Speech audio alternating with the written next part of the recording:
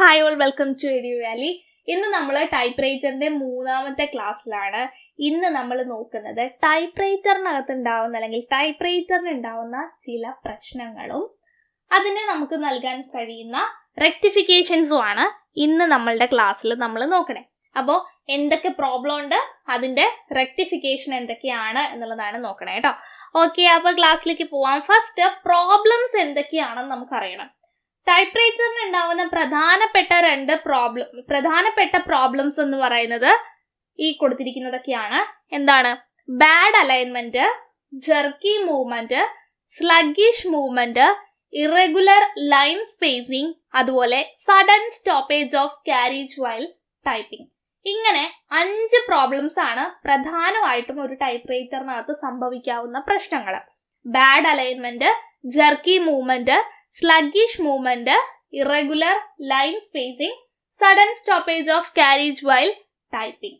അപ്പൊ ഇത് ഓർത്തിരിക്കുക, എന്തൊക്കെയാണ് പ്രോബ്ലംസ് എന്നുള്ളത് കണ്ടു. ഇനി നമ്മൾ എന്ത് ചെയ്യാണ്, ഓരോന്നായിട്ട് അനലൈസ് ചെയ്യാം. ആദ്യം നമ്മൾ പഠിക്കുന്നത് ബാഡ് അലൈൻമെന്റിനെ കുറിച്ചാണ്. അപ്പോൾ എന്താണ് അലൈൻമെന്റ് എന്നുള്ളത് ആദ്യം അറിയണം. അതിനാണ് ഞാൻ ഇവിടെ ഒരു നോട്ട് കൊടുത്തിട്ടുള്ളത്. അലൈൻമെന്റ് എന്ന് പറയുന്നത് എന്താ? Forming of letters in a regular line with even space between them is called alignment. ഞാനിപ്പോ എഴുതിയിരിക്കുന്ന അക്ഷരങ്ങൾ തന്നെ നോക്കിയേ, നല്ല ഭംഗിക്ക് വ്യക്തമായിട്ടുള്ള സ്പേസിംഗ് ഒക്കെ കൊടുത്ത്, ഫുൾ സ്റ്റോപ്പ് കൊടുക്കേണ്ടടുത്ത് കൃത്യമായിട്ട് അതൊക്കെ കൊടുത്ത്, കൃത്യമായിട്ടുള്ള spacing arrangement, line spacing arrangement, paragraph margin indent ഒക്കെ നോക്കിയിട്ടാണ് നമ്മൾ ഇത് അറേഞ്ച് ചെയ്തിട്ടുള്ളത്. അപ്പൊ ഇങ്ങനെ വ്യക്തമായിട്ടുള്ള ഒരു മാനറിൽ ഇതുപോലെ ലെറ്റേഴ്സ് അറേഞ്ച് ചെയ്യുന്നതിനെയാണ് അലൈൻമെന്റ്. വ്യക്തമായ സ്പേസിംഗ് ഒക്കെ കൊടുത്ത് ലെറ്റേഴ്സ് അറേഞ്ച് ചെയ്യുന്നതിനെയാണ് അലൈൻമെന്റ് എന്നുള്ളത് കൊണ്ട് ഉദ്ദേശിക്കുന്നത്. അപ്പൊ ബാഡ് അലൈൻമെന്റ് എന്തായിരിക്കും? ഇങ്ങനെ വ്യക്തമായിട്ടുള്ള ഒരു മാനറിൽ, വ്യക്തമായിട്ടുള്ള ഒരു സ്പേസിംഗില് ലെറ്റേഴ്സ് വരാതിരിക്കുക എന്നുള്ളതായിരിക്കും. എന്താണ്? കൃത്യമായിട്ട് അങ്ങോട്ടും ഇങ്ങോട്ടൊക്കെ നീങ്ങിയൊക്കെ ലെറ്റേഴ്സ് അറേഞ്ച് ആയി പോകുന്നതാണ് ബാഡ് അലൈൻമെന്റ് എന്നുള്ളത് കൊണ്ട് ഉദ്ദേശിക്കുന്നത്. അലൈൻമെന്റ് എന്താ? ക്ലീൻ ആൻഡ് പെർഫെക്റ്റ് എന്നുള്ള രീതിയാണ്. അപ്പൊ അതിന്റെ നേരെ ഓപ്പോസിറ്റ് ആയിരിക്കും ബാഡ് അലൈൻമെന്റ്. ഇനി എന്തൊക്കെ കാരണങ്ങൾ കൊണ്ടാണ് ബാഡ് അലൈൻമെന്റ് വരുന്നത് എന്ന് നോക്കുക. ഒന്ന്, improper use of shift key. എന്തിനാ ഷിഫ്റ്റ് കീ ഉപയോഗിക്കുന്നത്? നമുക്ക് ടെമ്പററിലി ഒരു ക്യാപിറ്റൽ ലെറ്റർ വേണം അല്ലെ? നമ്മൾ സ്മോൾ ലെറ്റേഴ്സ് ഉപയോഗിച്ചുകൊണ്ടിരിക്കുവാണ്. ഇതിനിടയിൽ നമ്മൾ ആരുടെയെങ്കിലും പേരോ അല്ലെങ്കിൽ ഒരു കൺട്രിയുടെ പേരോ ഒക്കെ എഴുതുന്ന സമയത്ത് ക്യാപിറ്റൽ ലെറ്റേഴ്സ് ഉപയോഗിക്കേണ്ടി വരുന്ന ആ ഒക്കേഷനിൽ നമ്മൾ എന്ത് ചെയ്യും? ഷിഫ്റ്റ് കീ പ്രസ് ചെയ്യും അല്ലെ? എന്താ? To use capital letters occasionally capital letters കൊണ്ടുവരുന്നതിന് വേണ്ടിയിട്ടാണ് നമ്മൾ ഷിഫ്റ്റ് കീ ഉപയോഗിക്കുക. അപ്പോൾ എവിടേക്കാണ് ക്യാപിറ്റൽ ലെറ്റേഴ്സ് കൊണ്ടുവരിക എന്നുള്ളതിന് ഇംഗ്ലീഷ് ലെറ്റേഴ്സിലാണെങ്കിൽ എന്തുണ്ട്? കുറച്ച് റൂൾസ് ഉണ്ട്. ഒരാളുടെ പേര്, ഒരു നാഷന്റെ പേര്, ഒരു സിനിമ, അങ്ങനെ എന്തെങ്കിലും കാര്യത്തിനെ കുറിച്ചൊക്കെ പറയുമ്പോഴായിരിക്കും ഒരു സെന്റൻസിന്റെ സ്റ്റാർട്ടിങ് ലെറ്റർ എന്നുള്ള കാര്യങ്ങൾക്കൊക്കെയാണ് നമ്മൾ എന്ത് കൊടുക്കുക? ക്യാപിറ്റൽ ലെറ്റേഴ്സ് കൊടുക്കുക. അപ്പൊ അങ്ങനെ ഒക്കേഷണലി ക്യാപിറ്റൽ ലെറ്റേഴ്സ് കൊടുക്കുന്നതിന് വേണ്ടിയിട്ടാണ് നമ്മൾ ഷിഫ്റ്റ് കീ ഉപയോഗിക്കുക. അപ്പോൾ ഇംപ്രോപ്പർ യൂസ് ഓഫ് ഷിഫ്റ്റ് കീയുടെ ഇംപ്രോപ്പർ ആയിട്ടുള്ള യൂസ് എന്തിന് കാരണമാവും? ബാഡ് അലൈൻമെന്റിന് കാരണമാകും. ഇനി എന്താണ്? ടൈപ്പ് ബാർ ബെൻഡ് ചെയ്യുന്നതും എന്തിന് കാരണമാവും? ബാഡ് അലൈൻമെന്റിന് കാരണമാവും. ഡിഫക്റ്റീവ് ടൈപ്പ് ഗൈഡ്, കേട് വന്നിട്ടുള്ള അല്ലെങ്കിൽ കേടുപാട് പറ്റിയിട്ടുള്ള ടൈപ്പ് ഗൈഡും എന്തിന് കാരണമാവും? ബാഡ് അലൈൻമെന്റിന് കാരണമാകും. പിന്നെ അൺഈവൻ ടച്ച്, വ്യക്തമായിട്ടല്ലാത്ത ടച്ച് കൊണ്ട് നമുക്ക് എന്ത് ചെയ്യാം? കീ ഡിപ്രഷൻസ് ഒന്നും കറക്റ്റ് ആയിട്ട് വന്നോളണമെന്നില്ല. അപ്പൊ അത് എന്താണ്? ബാഡ് അലൈൻമെന്റിന് കാരണമാകും. ഈ പോയിന്റുകൾ കൃത്യമായിട്ട് ഓർത്തിരിക്കുക. Improper use of shift key, bend in type bar, defective type guide, അതുപോലെ അൺഈവൻ ടച്ച്. ഇതൊക്കെ എന്തിന് കാരണമാവുന്നതാണ്? ബാഡ് അലൈൻമെന്റിന് കാരണമാവുന്നതാണ്. ഇനി റെക്ടിഫിക്കേഷൻസ് നോക്കാം. നോക്കി, the shift key should be operated properly. First കാര്യം എന്താണ്? ഷിഫ്റ്റ് കീ പ്രോപ്പർ ആയിട്ട് ഉപയോഗിക്കണം. രണ്ടാമത്തേത് എന്താണ്? ടൈപ്പ്റൈറ്റർ ബെൻഡ് ചെയ്തിട്ടുണ്ടെന്നുണ്ടെങ്കിൽ അത് റീപ്ലേസ് ചെയ്ത് കൃത്യമാക്കി വെച്ചിട്ടുണ്ടാവണം. ഇനി അതുപോലെ തന്നെയാണ് ടൈപ്പ് ഫേസസിനകത്ത് എന്തെങ്കിലും ഡിഫക്റ്റ് വന്നിട്ടുണ്ടെങ്കിൽ അത് കൃത്യമായിട്ട് സോൾഡർ ചെയ്തിട്ടുണ്ടാവണം. അപ്പൊ ഇതൊക്കെയാണ് ബാഡ് അലൈൻമെന്റിന്റെ റെക്ടിഫിക്കേഷൻസ് ആയിട്ട് പറയാനുള്ളത്. ഷിഫ്റ്റ് കീ കൃത്യമായിട്ടുള്ള രീതിയിൽ ഉപയോഗിക്കണം. ടൈപ്പ് ബാറിൽ ബെൻഡ് വന്നിട്ടുണ്ടെങ്കിൽ അത് റിമൂവ് ചെയ്ത് ക്ലിയർ ചെയ്തിട്ടുണ്ടാവണം. അതുപോലെ ടൈപ്പ് ഫേസസ് ഡിഫക്റ്റ് ആയിട്ടുണ്ടെന്നുണ്ടെങ്കിൽ അത് പ്രോപ്പർ ആയിട്ട് സോൾഡർ ചെയ്തിട്ടുണ്ടാവണം. ഓക്കെ, ഇനി രണ്ടാമത്തെ പ്രോബ്ലം എന്ന് പറയുന്നത് ഏതാണ്? ജെർക്കി മൂവ്മെന്റ് ആണ്.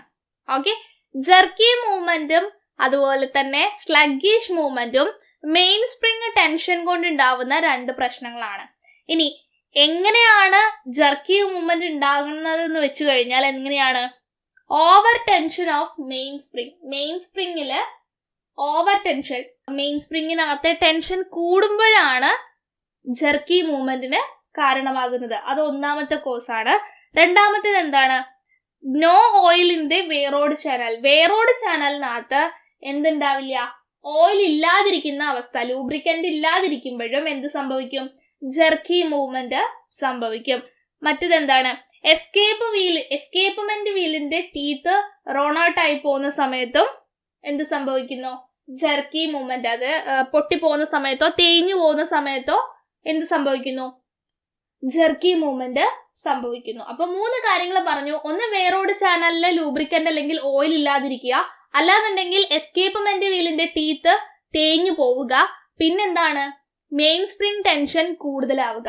ഈ 3 കാരണങ്ങൾ കൊണ്ട് എന്ത് സംഭവിക്കും? ജെർക്കി മൂവ്മെന്റ് സംഭവിക്കും. അപ്പൊ ഇതിന്റെ റെക്ടിഫിക്കേഷൻസ് എന്തൊക്കെയായിരിക്കും? അപ്ലൈ ഫ്രഷ് ഓയിൽ, നല്ല വൃത്തിയുള്ള ലൂബ്രിക്കന്റുകൾ ഉപയോഗിക്കുക. പിന്നെന്താണ്? മെയിൻ സ്പ്രിങ് ടെൻഷൻ കുറയ്ക്കുക. പിന്നെന്താണ്? എസ്കേപ്പ്മെന്റ് വീലിന്റെ ടീത്ത് റൺ ഔട്ട് ആയിട്ടുണ്ടെന്നുണ്ടെങ്കിൽ അത് പുതിയത് വെച്ച് റീപ്ലേസ് ചെയ്യുക. അപ്പോ മെയിൻ സ്പ്രിങ്ങിന്റെ ഓവർ ടെൻഷൻ കൊണ്ടാണ് ജെർക്കി മൂവ്മെന്റ് സംഭവിച്ചിട്ടുള്ളത്. അപ്പൊ ജെർക്കി മൂവ്മെന്റ് റെഡ്യൂസ് ചെയ്യാൻ എന്തൊക്കെ ഉപയോഗിക്കാന്ന് ചോദിച്ചു കഴിഞ്ഞാൽ അവിടെ 4-5 ഓപ്ഷൻ തന്നിട്ടുണ്ടെന്നുണ്ടെങ്കിൽ നിങ്ങൾക്ക് പരിചയമുള്ളത് ഏതായിരിക്കണം? മെയിൻ സ്പ്രിങ്ങിന്റെ ടെൻഷൻ കുറച്ചു കഴിഞ്ഞാൽ ജെർക്കി മൂവ്മെന്റ് കുറയ്ക്കാൻ പറ്റും, കുറച്ച് കൊണ്ടുവരാൻ പറ്റുമെന്നുള്ളത് ഓർത്തിരിക്കുക. മെയിൻ സ്പ്രിങ്ങിന്റെ ഓവർ ടെൻഷൻ ആണ് ഒരു കാരണം. പിന്നെ വേറോഡ് ചാനലിൽ ഓയിൽ ഇല്ലാതിരിക്കുന്നതാണ് രണ്ടാമത്തെ കാരണം. പിന്നെന്താണ്? എസ്കേപ്പ്മെന്റ് വീലിന്റെ ടീത്ത് തേഞ്ഞു പോകുന്നതാണ് അടുത്ത കാരണം. അപ്പൊ ഇത് 3 ശരിയാക്കി കഴിഞ്ഞാൽ എന്താണ്? ജെർക്കി മൂവ്മെന്റിനെ നമുക്ക് ഒഴിവാക്കാം. എങ്ങനെയാണ്? ഓയിൽ ഇല്ലാത്ത അവസ്ഥ എങ്ങനെ റെക്ടിഫൈ ചെയ്യാം? Apply fresh oil. എസ്കേപ്പ്മെന്റിന്റെ ടീത്ത് പൊട്ടിപ്പോയി കഴിഞ്ഞാൽ, തേഞ്ഞു പോയി കഴിഞ്ഞാൽ പുതിയത് വെച്ച് റീപ്ലേസ് ചെയ്യാം. മെയിൻ സ്പ്രിങ് ടെൻഷൻ കൂടി പോയി കഴിഞ്ഞാൽ അത് കുറയ്ക്കുക. അപ്പൊ അതൊക്കെ ജെർക്കി മൂവ്മെന്റ് ക്ലിയർ. ഇനി സ്ലഗ്ഗിഷ് മൂവ്മെന്റിന്റെ കാരണം എന്ന് പറയുന്നത്, ഒന്ന്, മെയിൻ സ്പ്രിങ് ടെൻഷൻ കുറയുന്നതാണ്. ഓക്കെ, മെയിൻ സ്പ്രിങ്ങിന്റെ ടെൻഷൻ കുറയുന്നതാണ് സ്ലഗ്ഗിഷ് മൂവ്മെന്റിന് ഒരു കാരണം. രണ്ടാമത്തത് എന്താണ്? വേറോഡ് ചാനലില് ഓയിൽ ക്ലോഗ് ചെയ്യുന്ന, കട്ട പിടിച്ച് നിൽക്കുന്ന അല്ലെങ്കിൽ ഓയിൽ എക്സസ് ആവുന്നതാണ് രണ്ടാമത്തെ കാരണം. മൂന്നാമത്തേത് എന്താണ്? ലൂസ് ഡോഗ് സ്പ്രിങ്ങില് ലോ ടെൻഷൻ വരുന്നതും സ്ലഗ്ഗിഷ് മൂവ്മെന്റിന് കാരണമാണ്. അപ്പോ മെയിൻ സ്പ്രിങ്ങിനകത്ത് ഉണ്ടാവുന്ന മെയിൻ സ്പ്രിങ്ങിന്റെ ലോ ടെൻഷൻ കൊണ്ടാവാം, അല്ലാന്നുണ്ടെങ്കിൽ വേറോഡ് ചാനലില് ഓയില് ക്ലോഗ് ചെയ്യുന്നത് കൊണ്ടായിരിക്കാം, അല്ലാന്നുണ്ടെങ്കിൽ ലൂസ് ഡോഗ് സ്പ്രിങ്ങിന്റെ ടെൻഷൻ കുറയുന്നത് കൊണ്ടായിരിക്കാം. അപ്പൊ ടെൻഷൻ കുറയുന്നത് കൊണ്ടുണ്ടാവുന്ന ഒരു പ്രോബ്ലത്തിനെ നമുക്ക് എങ്ങനെ ഓവർകം ചെയ്യാൻ പറ്റും? ആ ഒരു പ്രോബ്ലം ഇല്ലാതാകുന്നിടം വരെ നമുക്ക് ആ ഒരു ടെൻഷൻ കൂട്ടിക്കൊടുത്താൽ മതി അല്ലേ? ഓക്കെ, ഇപ്പോ സ്ലഗ്ഗിഷ് മൂവ്മെന്റ് എന്താണ്?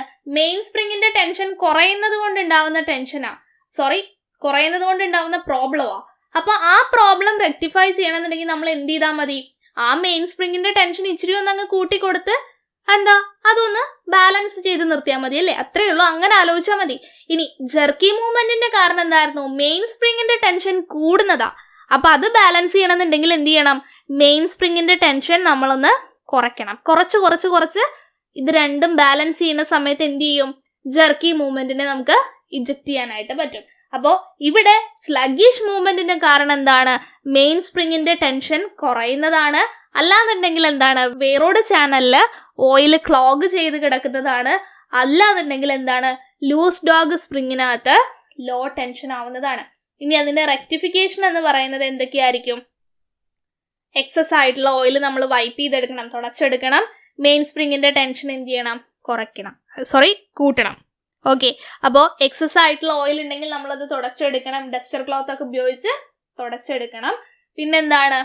ടെൻഷൻ, മെയിൻ സ്പ്രിങ്ങിന്റെ ടെൻഷൻ ആണെന്നുണ്ടെങ്കിലും ലൂസ് ഡോഗ് സ്പ്രിങ്ങിന്റെ ടെൻഷൻ ആണെന്നുണ്ടെങ്കിലും ഈ ഒരു ഫോൾട്ടിനെ അല്ലെങ്കിൽ ഈ ഒരു പ്രോബ്ലത്തിനെ ഓവർകം ചെയ്യാൻ പറ്റുന്ന അത്രയും വരെ എന്ത് ചെയ്യണം?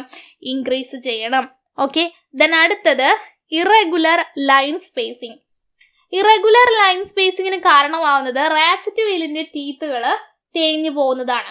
റാച്ചറ്റ് വീലിന്റെ ടീത്ത് തേഞ്ഞു പോകുന്നതാണ്.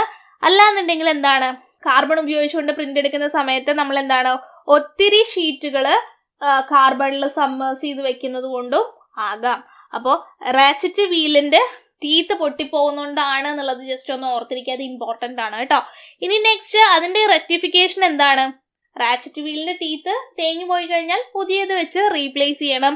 പിന്നെന്താണ്, ലിമിറ്റഡ് നമ്പർ ഓഫ് പേപ്പർ ആയിരിക്കണം നമ്മൾ എപ്പോഴും ഇൻസേർട്ട് ചെയ്യുന്നത്. Too much papers with carbon ഒന്നും കൊടുക്കരുത്. അങ്ങനെ കൊടുത്തു കഴിഞ്ഞാൽ ഇറഗുലർ ലൈൻ സ്പേസിങ് സംഭവിക്കും. അപ്പോൾ എത്രയാണോ ലിമിറ്റ് പറഞ്ഞിട്ടുള്ളത് അത്രയും ലിമിറ്റിനുള്ളിൽ നിൽക്കുന്ന പേപ്പറാണ് നമ്മൾ ഇൻസേർട്ട് ചെയ്യേണ്ടതായിട്ടുള്ളത്.